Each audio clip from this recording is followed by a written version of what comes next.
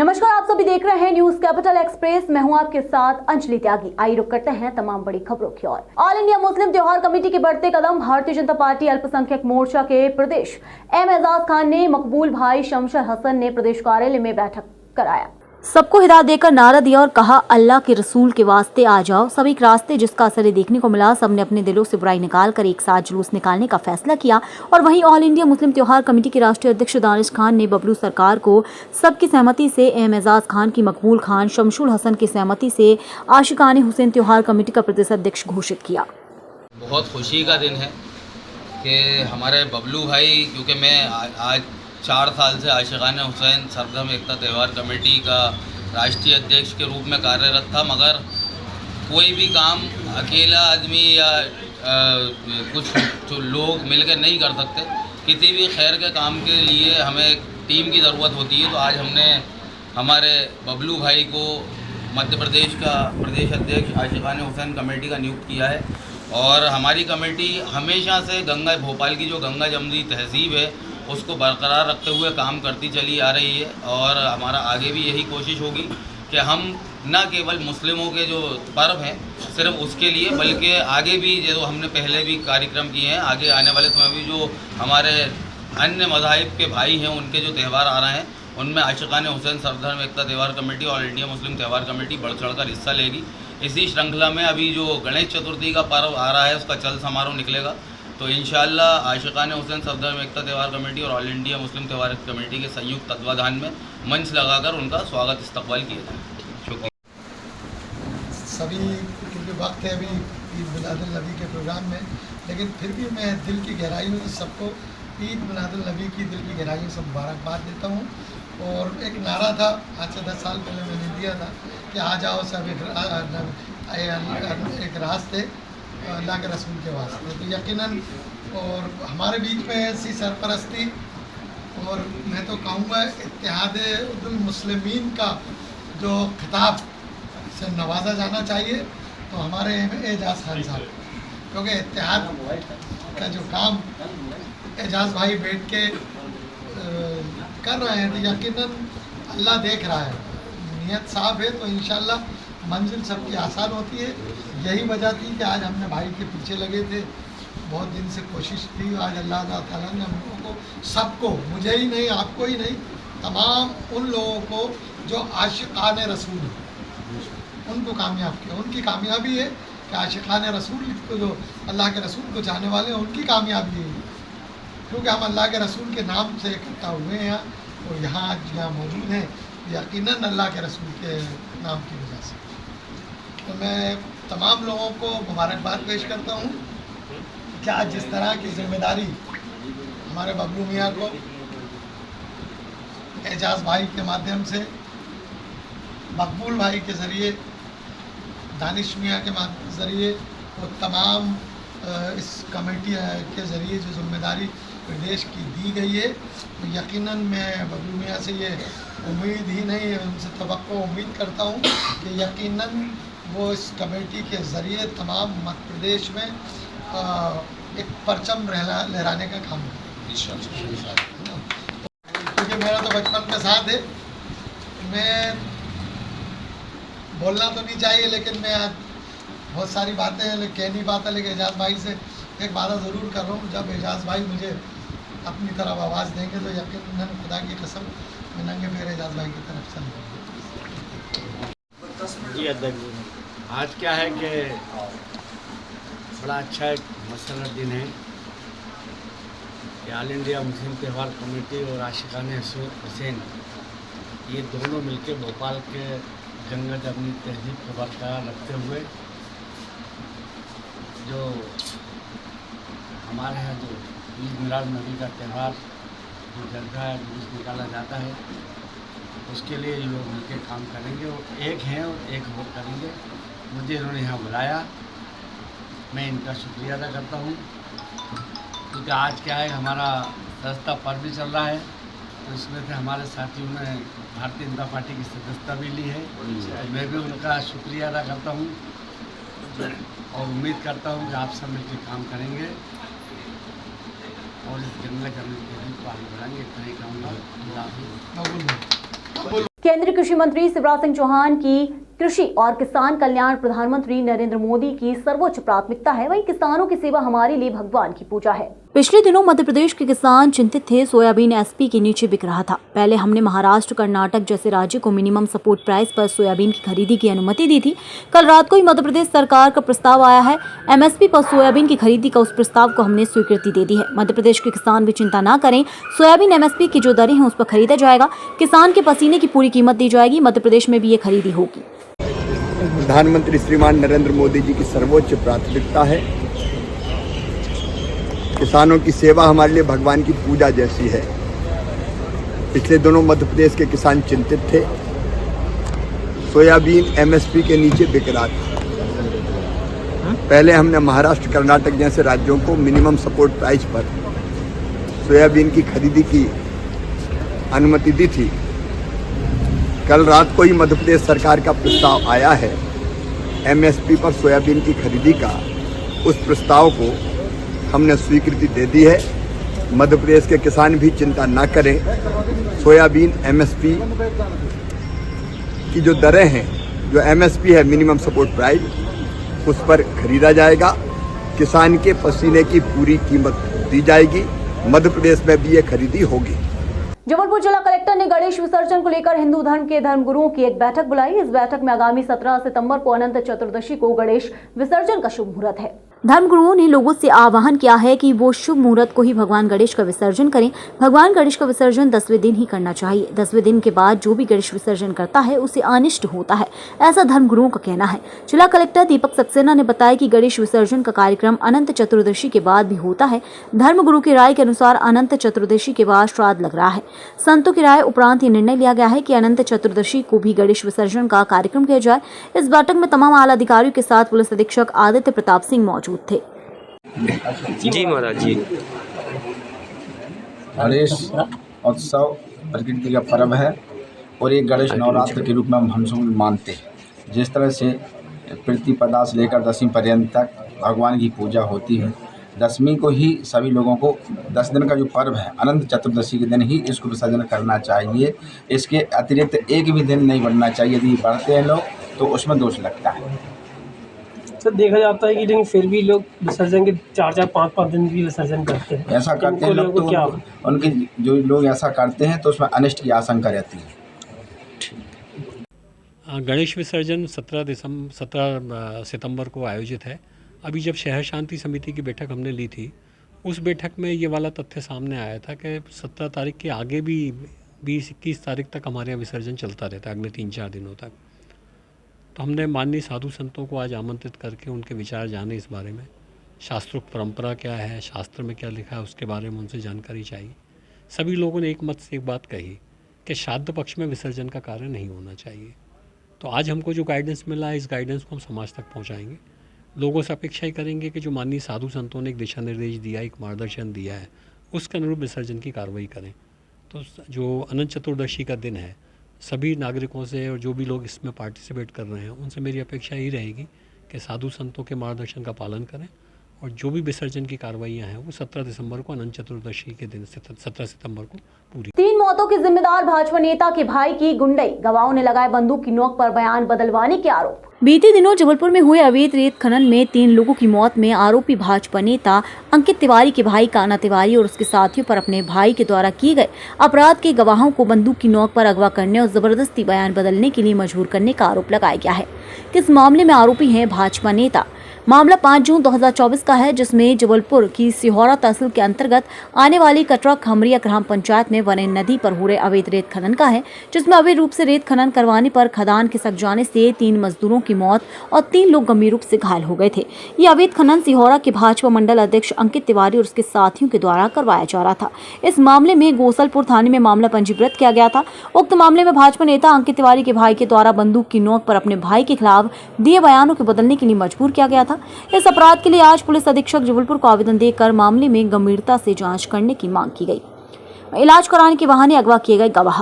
इस मामले में पीड़ित परिजन धनीराम ने बताया कि 1 महीने पहले भाजपा नेता अंकित तिवारी के भाई कान्हा तिवारी, उसके एक साथी धर्मेंद्र खटिक के द्वारा योजनाबद्ध तरीके से घायलों का इलाज सिहोरा में करवाने की बात कहकर मुझे और घायलों को कार में बिठा लिया गया और खितौला स्थित अपने ऑफिस में ले जाकर बंदूक अड़ाकर बंधक बना लिया।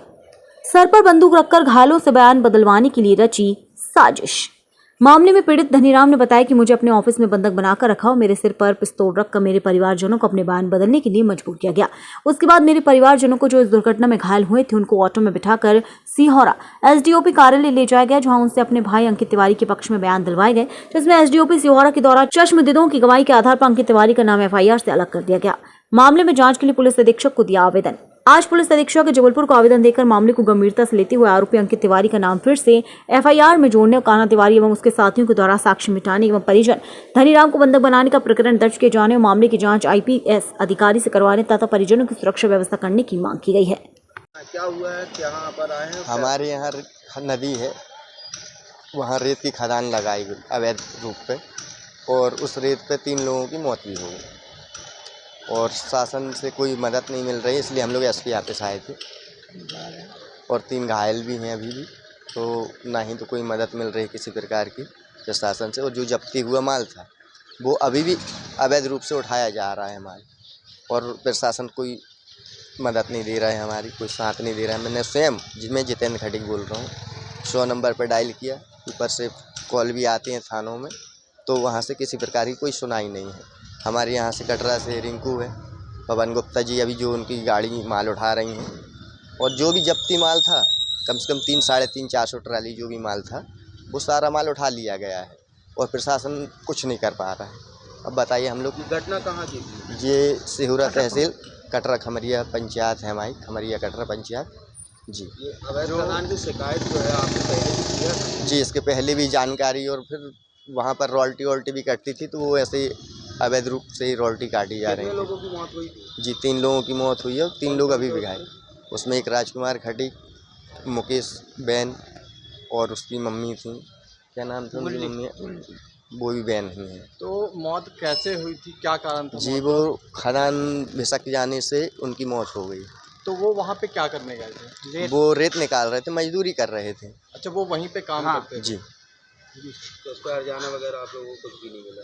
जी, कुछ भी नहीं है उसमें। वो शासन अभी यहीं एसपी ऑफिस आए थे कि ये रेत उठ रही है। आपने आवेदन दिया है तो कोई आश्वासन मिला आपको? अभी कुछ भी नहीं। आप अभी एसपी ऑफिस आए तो आपको यहाँ पे क्या आश्वासन मिला? जी, बोल रहे हैं अभी कि कार्रवाई होगी, अब जो जैसा भी है। महीने हो गए ये घटना? ये 3 महीने हो गए। आपका नाम बताइए। जी, मेरा नाम जितेंद्र खटीक। रहने वाले कहाँ से? जी, मैं कटरा खमरिया पंचायत से। बताएं। अंकित तिवारी, हमको मोहल्ले का सहारा कार्यालय ने पिस्टल धर दी हमारे यहाँ और बच्चों से दस्तखत करवा लीजिए झूठ कागज में। पिस्टल आपके सर में अड़ा है? हाँ। किस लिए पिस्टल अड़ा है? कि ये कागजात गवाही पलट दे, बयान बदल। हाँ। आप जो है जो मृतक हैं उनके कौन हैं? उनके नातन है भी हमारे। आपका नाम क्या है? धनीराम। जो पिस्टल लगा के आपका बयान बदलवाए उनका नाम क्या है? अंकित तिवारी। एक बार और अपना नाम बताइए। धनीराम। जबलपुर में लगातार स्कूलों के मामले सामने आ रहे हैं, जिसमें कुछ दिन पहले एक निजी स्कूलों में फीस को लेकर बच्चों को प्रताड़ित करने का मामला सामने आया था। जबलपुर में लगातार स्कूलों के मामले सामने आ रहे हैं, जिसमें कुछ दिन पहले एक निजी स्कूलों में फीस को लेकर बच्चों को प्रताड़ित करने का मामला सामने आया था। वहीं आज सेंट्रल स्कूल में दाखिले के नाम पर पैसे लेने का मामला आया है। 2 साल पहले मांगे थे दाखिले के लिए पैसे। अभिभावकों ने बताया कि आरोपी व्यक्ति के द्वारा 2 साल पहले सेंट्रल स्कूल जबलपुर में दाखिले के लिए 13,000 रुपए की मांग की थी, जिसमें आरोपी ने खुद को दिल्ली ऑफिस में बताते हुए रुपयों को ऑनलाइन डाल देने को कहा, जिस पर अभिभावकों के द्वारा उसको पैसे दे दिए गए। अभिभावकों ने बताया कि उस व्यक्ति से सिर्फ एक बार ही मुलाकात हुई थी। आरोपी पहले अच्छे संबंध बनाकर लोगों को अपनी बातों में फंसाता है और सेंट्रल स्कूल में बच्चों का एडमिशन दिलाने की बात कर पैसों की मांग करता है और पैसे मिल जाने पर गायब हो जाता है। ऐसे में धोखाधड़ी करने वाले व्यक्तियों के द्वारा किए जाने वाले अनैतिक और नियम विरुद्ध कामों में अभिभावक पैसे देकर खुद को भी इन कामों में शामिल कर लेते हैं। अभिभावकों के हत्थे छोड़ा आरोपी।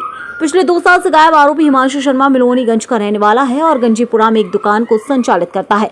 आज अभिभावकों के द्वारा उसकी पहचान कर उसे पकड़ लिया गया और लॉर्डगंज पुलिस थाने में आरोपी को पुलिस के सुपुर्द कर पुलिस से इस मामले में एफआईआर दर्ज करवाने की मांग की गई। मध्य प्रदेश अभिभावक संघ अभिभावकों के साथ पहुंचा पुलिस थाने। मध्य प्रदेश अभिभावक संघ के सचिन गुप्ता ने बताया कि आज सुबह सेंट्रल स्कूल में एडमिशन के नाम पर धोखाधड़ी करने वाला व्यक्ति जो पिछले 2 सालों से गायब था, आज कुछ अभिभावकों के द्वारा पहचान कर उसे पकड़ लिया गया, जिसके बाद उसे लॉर्डगंज थाने में लाकर पुलिस के सुपुर्द कर दिया गया। साथ ही पुलिस के मामले की जांच कर कार्रवाई करने के लिए कहा। साथ ही पुलिस कर रही है मामले को लेकर आनाकानी। अभिभावक संघ के सचिन गुप्ता ने बताया कि पुलिस इस मामले को लेकर आनाकानी कर रही है। इसमें पुलिस के द्वारा ये कहा गया है कि मामला हमारे यहाँ का है या नहीं, पहले इस बात की पुष्टि की जाएगी, क्योंकि पीड़ित अभिभावक पहले कहीं और रहते थे, वर्तमान में कहीं और रहते हैं। ऐसे में बात कहना सही नहीं है, क्योंकि मामला तो जबलपुर का ही है। इस मामले में आगे बताते हुए उन्होंने बताया कि एक बड़ा गिरोह भी हो सकता है, तो इसमें स्कूल प्रशासन के साथ साथ किसी राजनेता के भी शामिल होने की संभावना हो सकती है। सर, मैं लादेन थाने आई हूँ ये शिकायत लेके कि एक भैया हैं, उन्होंने बोला था कि केंद्रीय विद्यालय में वो एडमिशन करा देंगे और उन्होंने धोखाधड़ी से हमसे पैसे ले लिए कि हम करवा देंगे, पर ऐसा कुछ नहीं हुआ है। और ऐसे इसलिए मैं चाह रही हूँ कि सारे पेरेंट्स, जितने पेरेंट्स हैं, इस धोखाधड़ी से बचें, क्योंकि मैं बहुत परेशान हो गई हूँ इन 2 सालों में। 2 साल पहले ये हादसा मेरे साथ हुआ है और मैं नहीं चाहती किसी भी पेरेंट्स के साथ ये चीज़ हो। तो प्लीज़ बहुत सोच समझ के सारे काम कीजिए स्कूलों के भी। आप एडमिशन के लिए उसने मुझे बोला था कि आप बस देते जाइए, क्योंकि पैसा बहुत लगता है वहाँ पे, 50,000 तक भी लगता है, लेकिन हो जाएगा, 100% मैं करवा ही दूंगा। और इस लेवल में बोला कि भाई आप किताब नहीं, कौन है ये, नाम क्या नाम है, कहाँ रहते हैं? ये हिमांशु शर्मा है, मिलौनीगंज के हैं ये, और गंजीपुरा में इनकी कोई शॉप भी है बोल रहे हैं। ये मेरे से फ़ोन पे ऑनलाइन किया है और मेरी फ़ोन पे ही बात ज़्यादा हुई है, और फ़ोटो इसने भेजी थी एक बार कि मुझे शादी करानी है, ये वो इस टाइप से, तो इसलिए मेरे पास फ़ोटो। भैया मैं 6 महीने 1 साल तो हो गया था इससे मेरी बातें चलते चलते, इसलिए ये ऐसे बात करता है ना कि मैं बिल्कुल भी नहीं सोच पाई कि ये मेरे से झूठ बोल रहा है या ये धोखाधड़ी कर रहा है, कि इतना ज़्यादा इन्वॉल्व हो रहा था ना ये दीदी दीदी करके, तो मैं समझ नहीं पाई कि बंदा ऐसा भी हो सकता है। अभी फर्स्ट टाइम मेरे साथ ऐसा हुआ है ना, तो मैं समझ नहीं पाई कि ऐसे भी लोग कर सकते हैं। और भी लोग हैं, मैं चाहूँगी कि वो सामने आए, मैं श्वेता हूँ, मैं श्वेता ठाकुर। लेवल में का बात करें कि हमारा हो जाएगा, आप बस पैसे करवा दीजिए, आपके बच्चों का हम करवा देंगे, एडमिशन करवा देंगे।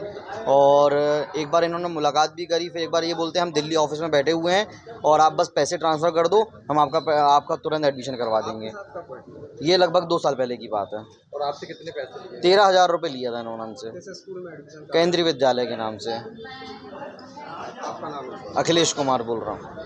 और आपके अलावा भी कुछ? और भी मुझे लग रहा है जिस लेवल में इसने हमारे साथ किया हुआ है, उस लेवल में इसने कई और लोगों के साथ किया होगा। अगर इसकी पूर्ण रूप से जांच की जाए तो जैसे हम पेरेंट्स परेशान हो रहे हैं, उसी लेवल में और भी कुछ न कोई न पेरेंट्स होंगे जो परेशान हुए होंगे। लेकिन ये व्यक्ति पिछले 2 सालों से गायब है मार्केट से, ना ये फ़ोन उठाता था, मोबाइल नंबर चेंज करके रखा हुआ था, कोई कॉन्टैक्ट्स नहीं थे इसके। कहाँ होगा? अभी रिसेंटली हमने उसको पकड़ लिया, देख लिया, तो हमारे एक मित्र के माध्यम से हमने उसको थाने में लाके यहाँ पे टीआई महोदय के सामने इनको प्रस्तुत किया हुआ है। टीआई महोदय उनसे संपूर्ण जानकारी ले रहे हैं और जो भी गतिविधि वो आगे जो कार्यकाल करें वो टीआई महोदय जानते हैं। आपका नाम?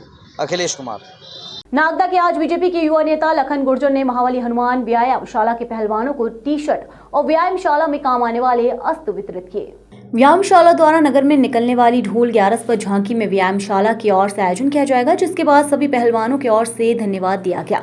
उन्होंने कहा कि हमने लखन गुर्जर भैया से एक बार ही आग्रह किया, जिसके तुरंत बाद उन्होंने हमारा आग्रह स्वीकार कर लिया और हमें टी-शर्ट और अस्त्र प्रदान कर दिए।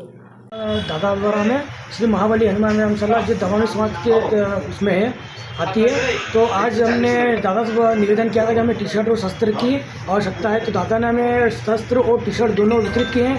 तो मैं पूरी दवामी समाज की नागदा द्वारा दादा लखन जी गुर्जर को धन्यवाद पेश करता हूँ और उनका आभार व्यक्त करता हूँ कि उन्होंने हमें शस्त्र और टी शर्ट वितरित किए। तो कितने दिन पहले आपने आग्रह किया था और कितने दिन में? दादा से 20 दिन पहले आग्रह किया था और दादा ने बिल्कुल आज हमें बुला के कल ही बोल दिया कि आपका माल तैयार है, आप आओ।